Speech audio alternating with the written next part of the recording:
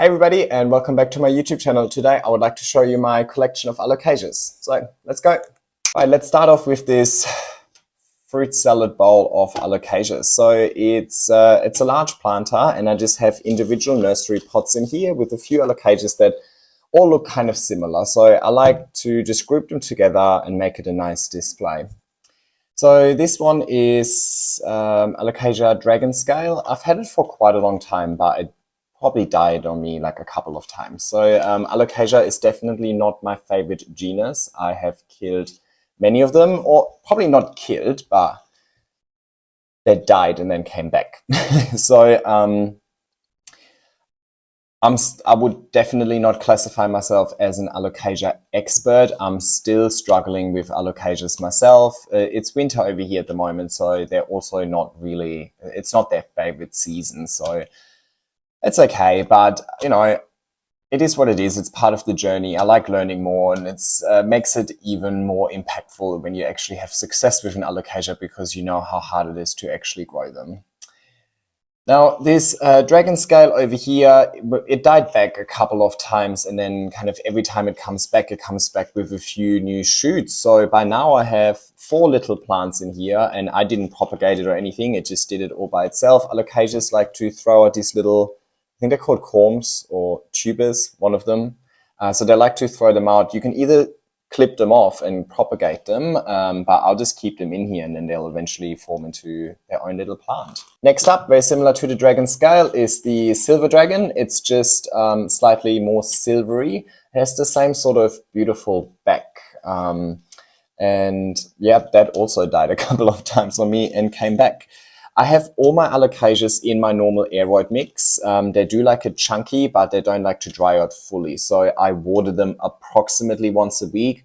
When it comes to watering frequency, how many times is not really that important, or how often is not really the right question to ask. So it's probably not the right answer to give you either. It's really, when should I water it? I water it before it fully dries out. So which happens to be usually around once a week. But I believe my medium is so well draining and aerated that even if you would water it more frequently, you wouldn't really have to worry about overwatering. But yeah, usually when they do die, it's because the roots there was root rot, so probably not enough oxygen for the roots to survive. I started adding a lot of pumice in my mix when I pot up Alocasias, and that seems to be doing the trick. So I can highly recommend pumice in your mix for Alocasias.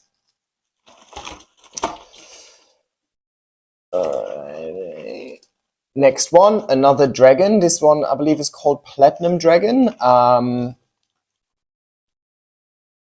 I don't know what else to say. They get the same treatment quite clearly. They're in the same potting mix. I really like this one. Actually, in Australia, we have a lot of varieties of Alocasias that come out of tissue culture. So they're all quite readily available at Bunnings these days. So yeah, it's nice. With Alocasias, I think definitely the hardest part with them is just that they attract spider mites. All of these Alocasias in here, I think they're considered jewel Alocasias. I feel like they are not so susceptible to spider mites. All of these really long, leggy Alocasias like the Sabrina, the Stingray, the Syrian, however you want to pronounce that. I've used to have them. It was fine when I grew them in my backyard. Outdoors, they were okay, but indoors, they're just absolute spider mite magnets. I just could not get on top of them, so I just gave them to a friend who has got a backyard, because then they can survive and thrive over there. But I didn't enjoy growing them because it was just so much hassle keeping on top of the spider mites. So I figured, what's the point? If the plant doesn't bring me happiness, let's give it to somebody who appreciates it. Anyway, oops. Over here we've got Alocasia Milo or Mellow. It has like the craziest texture. So I'll take some close-ups as well and put them in, but it has incredible texture. And this one, oh, I don't even remember the name right now. Yeah, I'll find out and I'll put it up on screen. But I like this one because it has kind of nice purplish backs.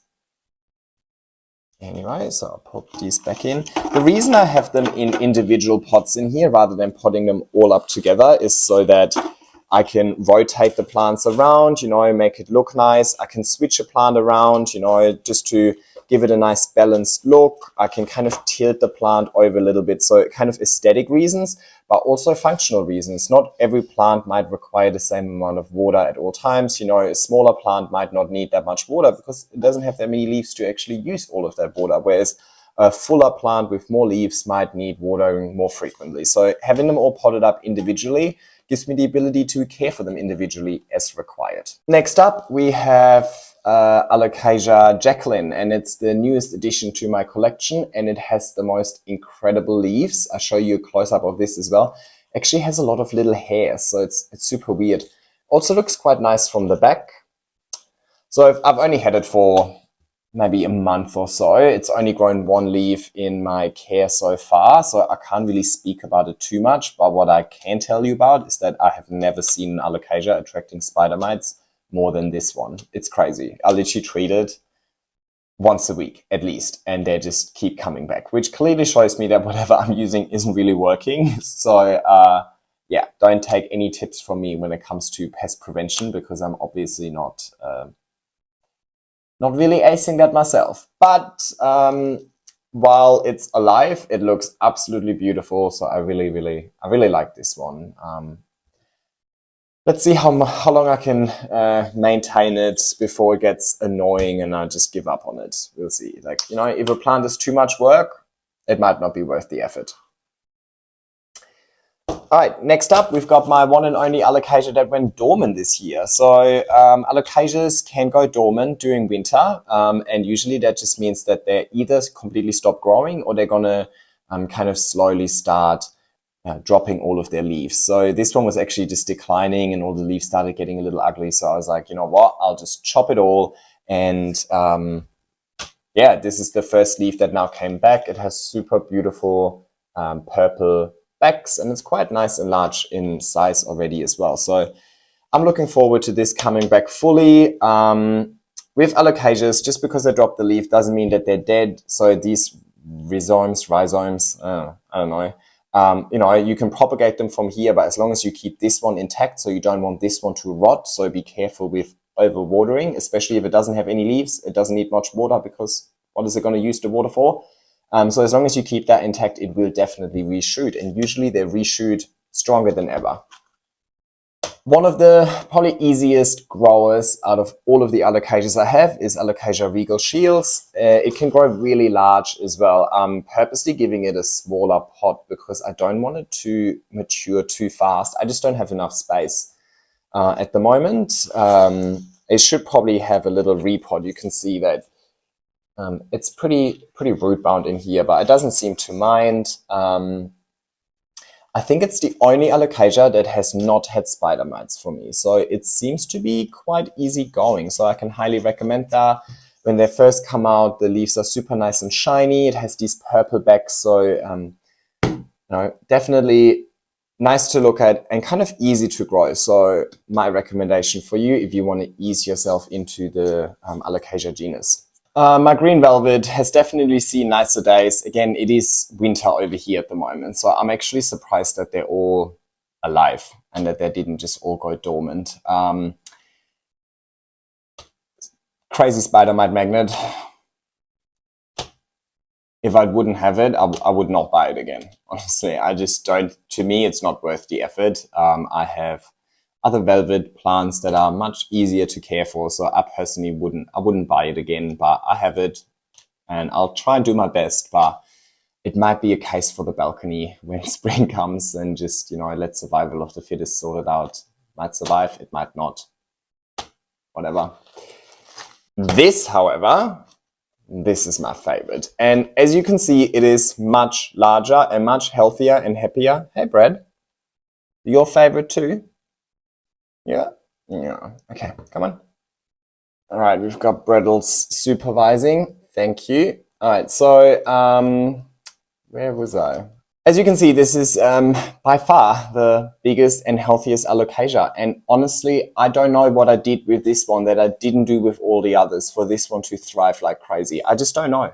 I honestly don't know. I would love to tell you what exactly I did to grow it that large, but I don't know. Like all of these alocasias are kind of spread across the apartment. There's not one specific spot that I kind of keep them in that I've noticed is the best out of all of them. This one itself moved around a couple of times as well. So I don't know. I don't know what the trick is. I think once it kind of started growing and started becoming quite large, it's just much easier to maintain it. I think it just needs to get to a certain size. It doesn't get a whole lot of light. It kind of gets a bit of indirect light from my IKEA cabinet. So it's kind of right behind me located normally.